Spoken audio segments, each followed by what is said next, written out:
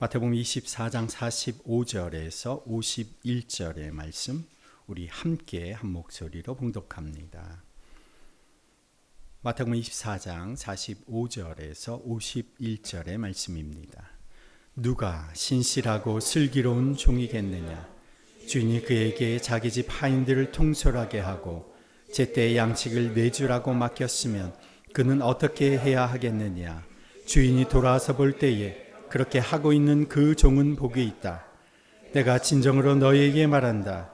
주인은 자기 모든 재산을 그에게 맡길 것이다.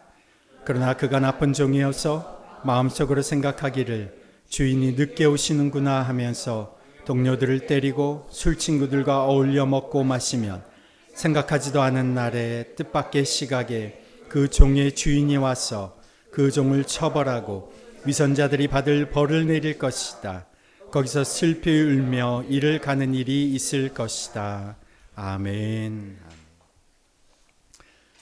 작년 10월에 창원에 위치한 경남은행에서 은행 직원이 거액의 공금을 횡령한 사건이 뉴스에 크게 보도된 적이 있습니다. 아마 작년이어서 기억하시는 분들이 별로 없으실 텐데, 이 경남은행 투자금융 책임자로 일하던 이모 씨가 대규모 건설 현장의 대출과 관련해서 건설사들의 그 기업 통장을 본인이 직접 관리하면서 통장에 담긴 건설사의 그 자금을 무단으로 인출해서 빼돌리기도 하고, 또 위조한 인감 도장으로 대출 서류를 허위로 꾸며서 대출받은 자금을 자신의 통장으로 입금시키는 이런 방법으로 15년 동안 빼돌린 금액이 2,988억이었습니다. 이것이 밝혀 조사가 들어가자 외국으로 도망가려고 시도하다가 출국 금지 조치로 도주에 실패하고 구속됐습니다. 이 사람은 15년 동안 근무하면서 제대로 휴가 한 번을 간 적이 없다고 합니다. 왜요? 휴가 가면 누군가 그 업무를 대신해야 하니까 자신의 범죄가 들통이 날까 봐 휴가 한 번 가지 않았습니다.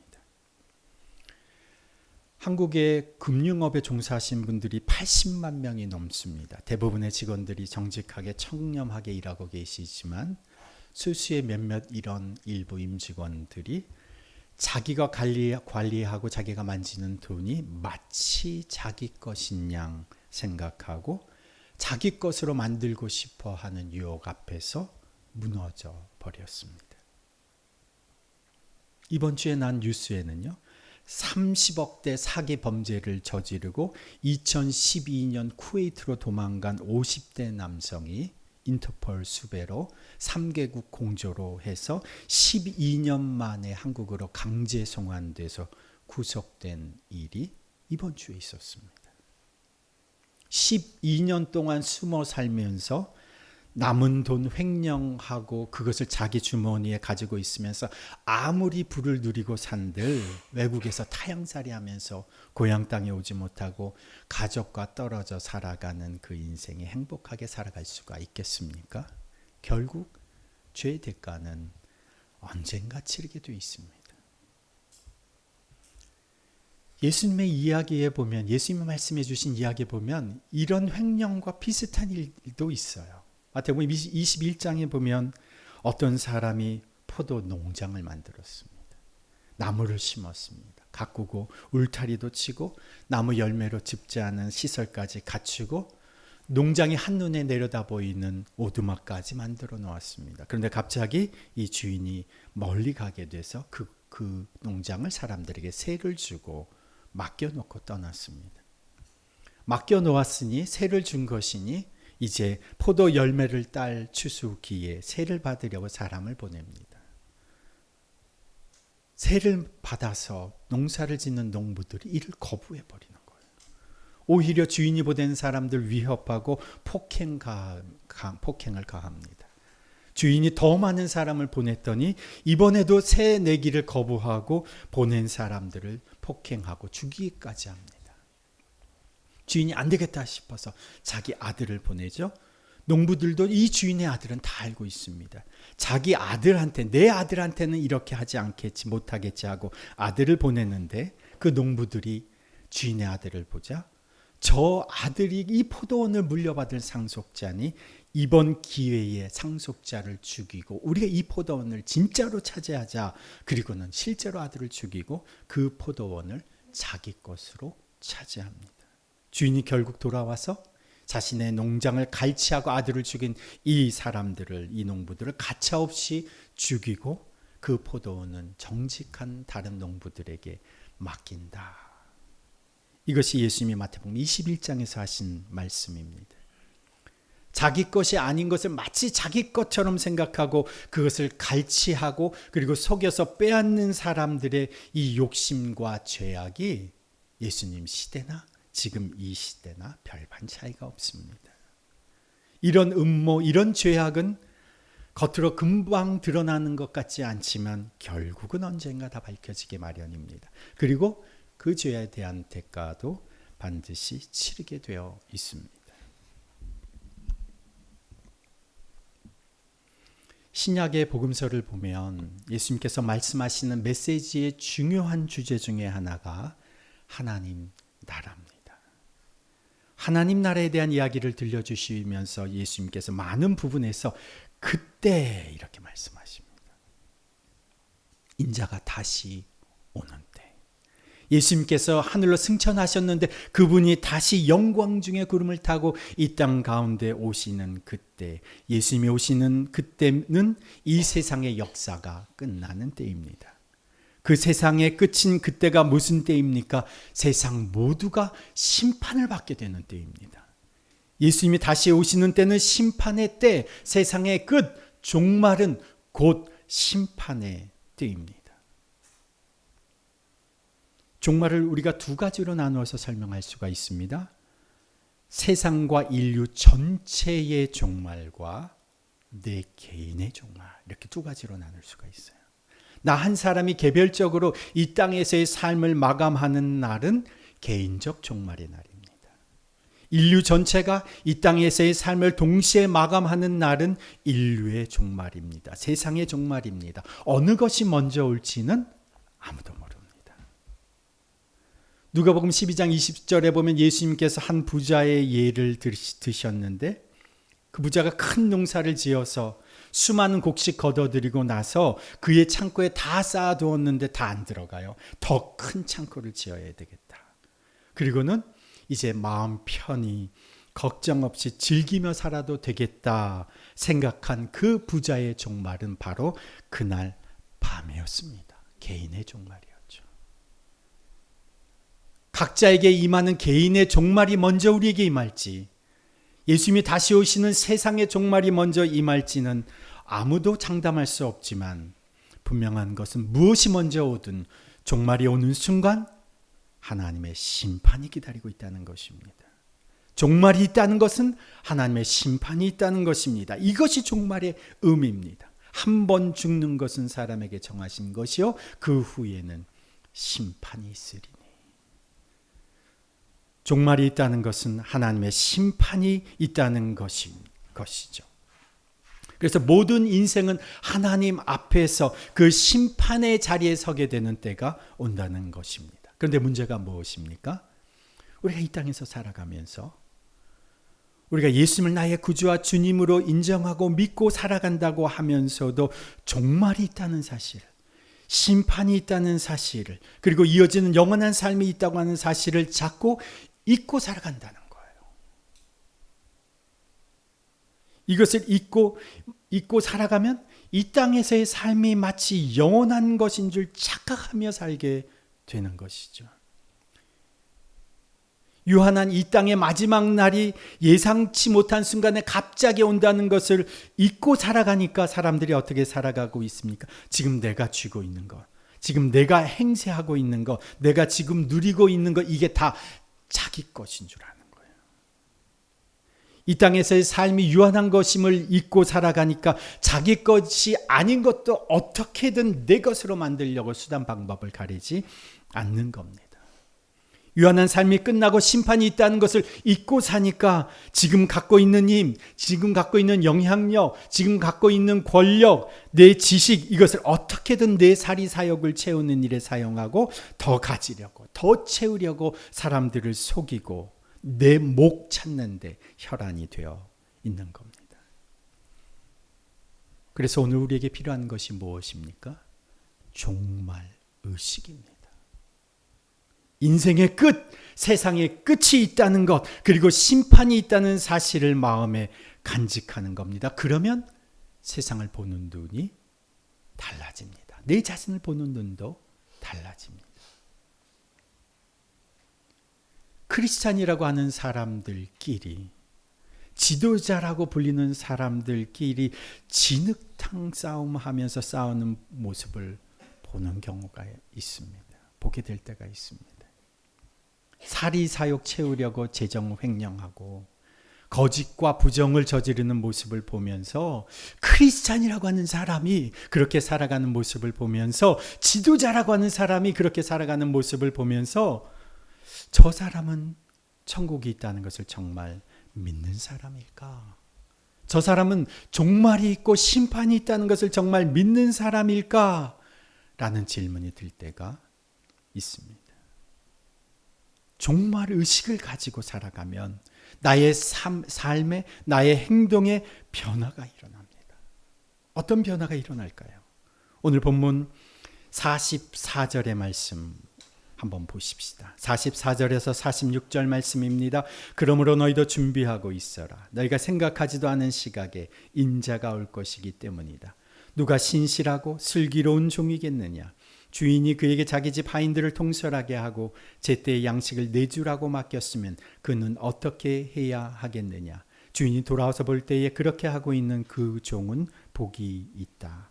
종말의식을 가지고 살아가는 사람은 주인이 당장 보이지 않아도 어떻게 살아갑니까? 맡긴 일을 신실하게 감당하면서 살아갑니다. 그것이 오늘 본문에서는, 예수님의 예에서는 무엇입니까? 자기 집 하인들을 통솔하게 하고 제때 양식을 내주는 일입니다. 이 45절 말씀에 보면 자기 집 하인들을 통솔하게 하고, 이 말을 가만히 보면 이 하인이라고 번역된 이 단어를 보면 자기 집 하인들, 요게 같은 단어인데 이 단어를 보면 한 명의 가장이 거느리는 식구를 의미합니다. 한 명의 가장이 거느리는 식구. 거기에는 가족도 포함하고 종도 포함하는 거죠. 자기 집 식구를 말하는 거죠. 통솔하게 하다, 이 통솔하게 하다라고 하는 이 단어는 가장이 멀리 떠나 있을 때 가장을 대신해서 돌보게 하는 일을 맡기는 것, 그 일을 맡기는 것을 통솔하게 한다라는 의미입니다. 내 집 식구들 내가 없는 동안에 잘 돌보고 먹는 거 제때 잘 챙기는 일이 그겁니다. 식구들 제때 꼬박꼬박 잘 먹이는 일이에요. 어느 날 세상의 종말이 갑자기 찾아와도, 혹은 개인의 종말이 예기치 못하는 시간에 찾아와도 주인이 맡긴 그 일을 하다가 주님 앞에 서게 되는 사람은 행복한 사람이죠. 그런데 주님이 주신 것을 내 것처럼 횡령하다가 다른 목적으로 유용하다가 예수님을 갑작스럽게 그날 만나게 되면, 내 마음대로 쾌락과 유흥에 사용하다가 그날 예수님을 만나게 되면 그때는 영원히 받을 처벌이 기다리고 있을 거라는 겁니다. 이 같은 내용을 누가복음 12장에도 기록하고 있는데, 거기 보면 잘 몰라서 주인이 맡긴 일을 제대로 하지 못한 종도 맞지만 주인이 어떤 일을 맡겼다는 사실을 알면서도 하지 않은 종은 많이 맡게 될 것이다, 이렇게 되어 있습니다. 그래서 종말의식을 가지고 살아가는 사람은 어떻게 살아갑니까? 주인이 보지 않아도 신실하게 맡겨진 일을 감당하면서 살아간다는 거예요. 그것이 예수님의 이 예에서는 때에 맞춰 가족을 돌보듯이 양식을 내어주는 거죠.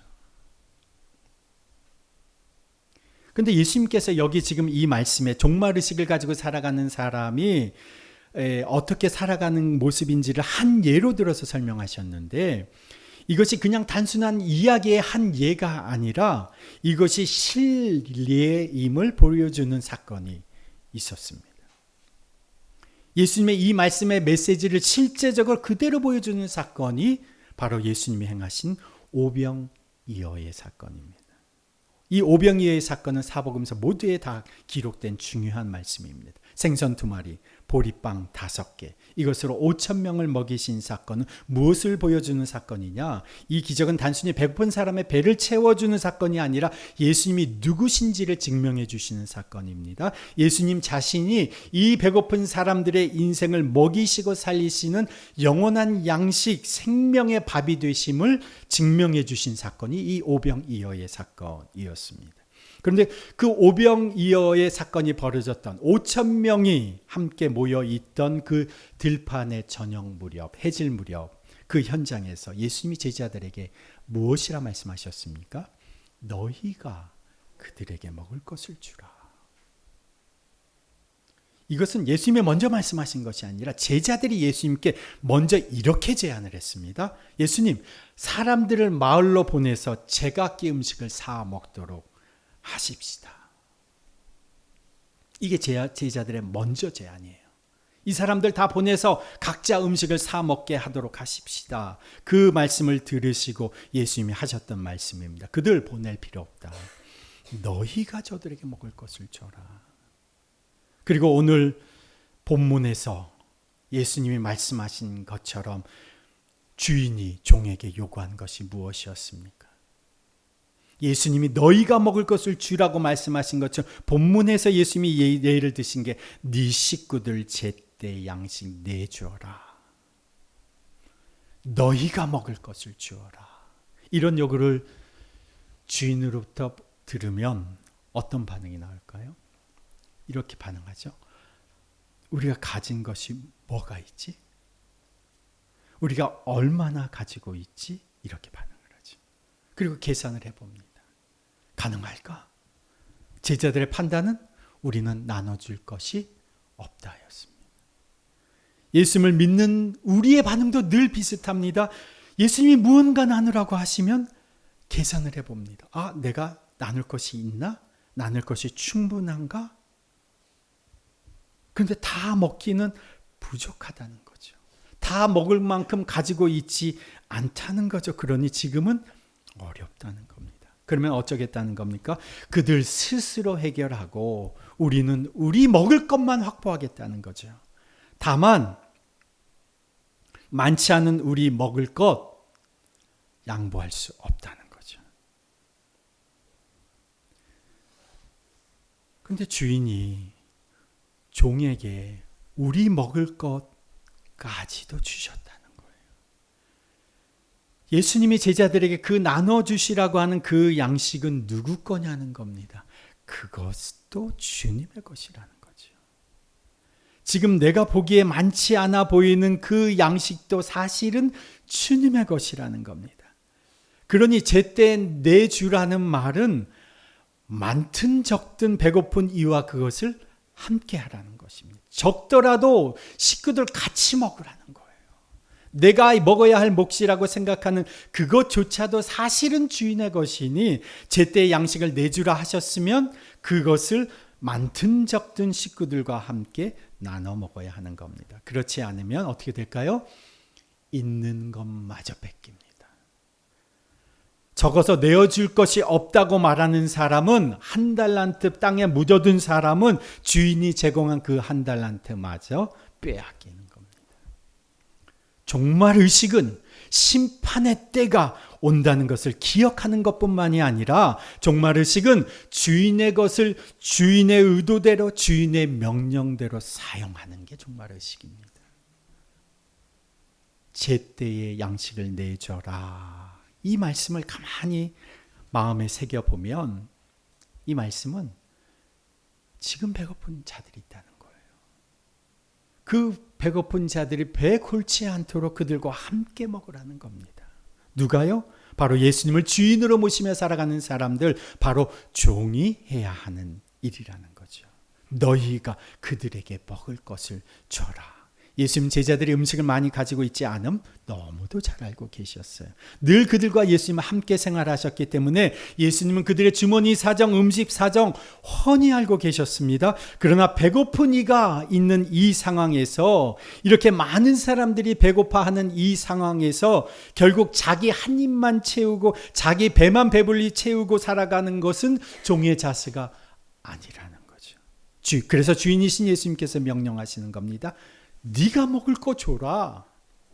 네 한 입거리도 채 안 되는 그것이라도 나누라는 거죠.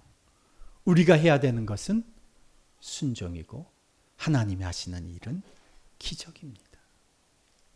우리는 기적을 행할 수 없어요. 그러나 우리는 순종하는 거죠. 그 다음은 주님의 역사에 맡기는 겁니다. 지금 오늘 이 시대에 우리가 양식을 내주어야 할 배고픈 자들, 굶주린 자들은 누구일까요?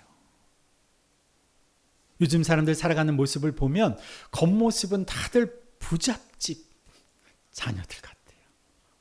얼굴이 너무너무 부유해 보여요. 사는 모습은 부족함이 없어 보여요. 그런데 사실은 속은 텅 비어서 영적 갈증과 굶주림 속에서 살아가는 사람들이 수없이 지금 이 지역에 많이 있습니다. 제가 지난 주일에도 저희 교회에 두 가정이 새로 오셨어요. 그죠? 오늘은 아무도 안 계시지만 두 가정이 새로 오셨어요. 금요일 아침 기도회인가요? 금요일 아침 기도회 같은데 전혀 모르는 두 분이, 한 쌍이 아침 기도회에 찾아오셨어요. 제가 가만히 생각을 해봤어요. 이렇게 작은 교회에 어떻게 사람들이 어떻게 찾아서 이 교회에 찾아올까? 사람들이 갈급하다는 거죠. 굶주리다는 거죠. 어디엔가 정말 교회다운 교회가 있다면 그곳에서 하나님을 믿고 예배하고 싶어 한다는 거죠. 사람들의 영적 목마름과 갈증이 있다는 거죠. 지난주 목요일에 저희가 들어간 아파트 단지가 450세대였습니다. 450세대 한 단지를 저희가 다 방문을 했어요. 지지난주 목요일에 들어간 아파트 단지가 750세대입니다. 여러분, 올해에 우리 주변에 입주에 들어오는 아파트 세대가 몇 세대인 줄 아십니까? 얼마나 될까요? 올해만 6,000세대가 들어옵니다. 지난해 저희가 이 가까운 지역에, 먼 데도 아니에요. 가까운 지역에 방문한 세대가 10,000세대였습니다. 올 한 해 입주만 6,000세대가 이곳으로 이주해 들어옵니다. 제가 가만히 오늘 우리의 상황을 생각해 보았어요. 내가 일생 동안 10,000세대의 가정을, 그것도 활짝 열려있는 문으로 자유롭게 들어오고 나오면서 방문하여 축복하고 기도하고 전도할 기회가 올 것인가? 이때가 아니면, 이곳이 아니면 생각지도 못할 겁니다. 하나님이 왜 파주에 우리를 보내셨을까요? 왜 하나님이 이곳에 더빛교회를 세우셨을까요? 제가 주보 칼럼에도 썼습니다. 하나님 나라를 보여주기 원하셔서. 주인 되신 하나님을 우리가 대표하는 겁니다. 하나님을 대신하는 사람들이 바로 우리들 그리스도인들인 겁니다. 하나님 나라 대사관으로서 교회가 존재하는 겁니다. 우리가 그리스도의 대사입니다. 그리스도의 우리가 종입니다. 헐벗고 굶주린 자들에게 제때의 양식을 내주라고 우리를 세우신 겁니다.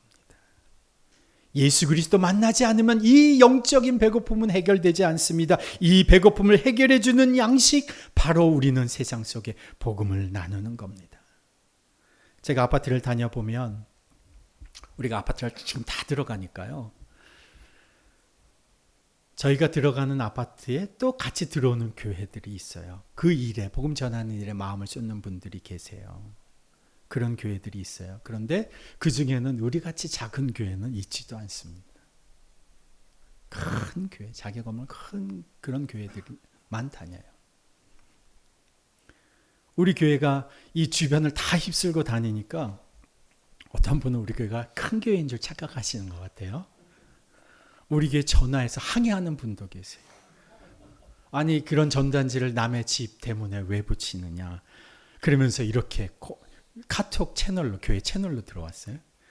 차라리 그렇게 하지 말고 음악회나 바자회를 해서 전도를 해야지 어떻게 개인 집 문에 그걸 붙이느냐. 그래서 문자로 들어서 죄송하다고. 그러면서 속으로 우리는 이렇게 말했죠. 우리 음악회도 합니다. 하나님 앞에서는 큰 교회, 작은 교회 이렇게 구분되지 않습니다. 하나님 앞에서는 신실한 교회, 신실하지 못한 교회로 구분됩니다. 하나님 앞에서는 칭찬받는 교회, 책망받는 교회로 구분됩니다. 하나님 앞에서는 많이 가진 종, 적게 가진 종으로 구분되지 않습니다. 하나님 앞에서는 신실하고 슬기로운 종과 악하고 게으른 종으로 구분됩니다. 하나님의 전 재산을 다 맡길 만한 신실한 종과 가까이 있는 것마저 다 빼앗기고 영원히 심판받는 무익한 종, 이렇게 구분되는 거예요. 주님이 주신 것, 주인의 것, 많고 적음을 가리지 않고 이때 저때 내 가시기를 정하지 않고 주님께서 이때 나누라고 하시는 것은 내가 부족해 보이는 것 중에서도 그것을 쪼개어 나누어 주는 것, 예수 그리스도로부터 받은 그 사랑, 그 구원의 은혜, 나 혼자 독점하지 않고 그 받은 것을 누군가와 나누는 것, 이것이 제때의 양식을 나누는 겁니다. 없는 중에도 저희가 사비 들여가면서 더빗 오케스트라 연주회를 지혜의 숲에 열면서 우리는 하나님 나라 문화를 알리는 대사로서의 역할을 감당하는 겁니다. 복음을 어떻게든 사람들에게 전하고 영의 양식인 하나님의 말씀을 나누고 예수 그리스도의 사랑을 어떻게든 실천해 보려고 하는 이러한 삶을 우리가 살아갈 때 설령 오늘 밤에 우리의 개인적 종말을 맞이한다고 해도 우리는 주님 앞에 부끄럽지 않게 서게 될 것입니다. 제가 지난주에 가까운 지인과 이야기를 나누다가 약간 충격을 받았어요. 이분이 몇 명이 같이 모여서 회의를 하고 있었습니다. 회의 중에 여러 얘기를 하고 있었는데 그날따라 한 분이 무척 피곤해 보이시더래요. 서로 다 친한 사이다 보니까 이분이 회의실 책상에 잠깐 머리를 대시고 조시더랍니다. 얼마나 피곤하시면 저럴까. 그 사람들이 다 잘 아니까 그냥 두었답니다. 근데 10분이 지나도 일어나지를 않아서 이분을 깨웠는데 이분이 의식이 없으신 거예요. 사람들이 그 자리에서 심폐소생술을 하면서 응급차를 부르고 병원 응급실로 이분을 모시고 갔는데 응급수술을 받았습니다. 근데 이분이 깨어나지 못하고 그날 돌아가셨어요. 이것을 그 자리에서 목격하고 장례식까지 같이 계셨던 이분이 저한테 이렇게 말씀하세요. 사람이 인기척 없으면 10분 두면 늦다. 5분 이내에 흔들어 봐야 한다. 4분인가 5분이 골든타임이잖아요. 그 이야기를 듣고는 제가 이번 주에 어떤 사람이 졸고 계시더라고요. 제가 5분 만에 깨웠어요. 일부러 괜찮으시냐고, 피곤하시지 않냐고 아닌 척하면서 일부러 깨워보았어요. 내 생명이 내 것이 아닙니다. 우리의 호흡이 내 것이 아닙니다. 우리의 사용하는 시간도 내 것이 아닙니다. 주님이 되었다, 여기까지다 말씀하시면 우리는 주님께로 돌아가는 겁니다. 제때의 양식을 내주어라 말씀하시면 내 다음 끼 먹을 만큼 충분히 있는지 가지고 있는지 헤아리지 말고 주님 것, 주님의 의도대로 사용해야 하는 겁니다. 종말이 다가오고 있습니다. 그것이 개인의 종말이든 세상의 종말이든 그 끝에서 우리는 주님을 만나게 될 것입니다. 이 종말 의식을 가지고 오늘을 살아가십시다. 이번 한 주 이 종말 의식을 가지고 내 주위에 누가 배고픈 사람들인지, 주님께서 품으시는 한 식구는 누구인지 바라보며 그 사람들에게 내 양식 함께 나누어주고 먹여주는 그런 자로 이번 한 주를 살아가십시다. 하나님 아버지, 주님이 부르시면 10분 후도 보장되지 않은 것이 우리의 인생입니다.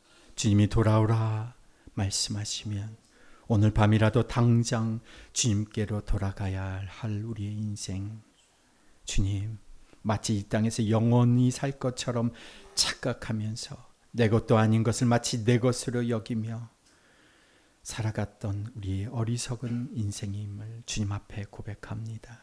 주님, 주님의 것인데 마치 내 것인 것처럼 내 마음대로 유용하고 내가 내 것처럼 다른 사람들의 것을 갈취하고 내 것처럼 유용하며 살았던 우리의 삶을 주님 앞에 회개합니다. 우리의 생명이 주님의 것입니다. 우리의 시간 주님의 것입니다. 우리의 건강도 주님이 주시는 것입니다. 주여, 우리의 재산도 주님의 것입니다. 주님, 이제부터는 정말 의식을 가지고 살아가는 하나님의 백성 되게 해 주옵소서. 정말 의식을 가지고 주인의 것을 주인의 의도대로 주인의 명령대로 살아가는 종이 되게 하여 주옵소서. 주님, 우리 주위를 둘러보면 배고픈 이들이 너무나도 많습니다. 주님, 배고픈 사람들이 주변에 너무나도 많습니다. 주님, 어떻게 해야 합니까? 우리가 가진 것은 없지만, 우리가 쥐고 있는 것은 없지만, 그러나 주님께서 그들도 주의 품에 품으시는 영혼들이기에 내 그 식구처럼 여기며 배고픈 그들을 우리가 먹이게 해 주십시오. 나만 배부르고 나만 행복하고 나만 부유한 인생이 아니라 함께 배부르고 함께 행복하고 함께 부유한 인생, 종말과 심판을 넘어서 천국을 함께 누리는 자로 살아가게 해 주십시오. 주님, 순종하는 저희들의 삶, 연약하지만 가진 것이 없지만 순종하는 저희들의 삶을 사용하시사 오늘 이 시대 속에서 오병이어의 기적을 행하시고 구원의 역사를 펼치시고 생명과 부흥의 기적을 행하시옵소서. 이제는 우리 구주 예수 그리스도의 그 지극하신 은혜와 하나님 아버지의 무한하신 사랑과 성령님의 역사하심과 교통하심이 종말의식을 가지고 이제 주인의 의도와 목적대로 나누고 먹이는 삶을 살기로 결단하며 세상으로 나아가는 주님의 백성들 위해, 그 가정과 자녀들 위해, 일터와 사업장 위에, 그리고 더비교회 공동체 위에 이제부터 영원토록 함께 하시기를 간절히 축원하옵나이다. 아멘.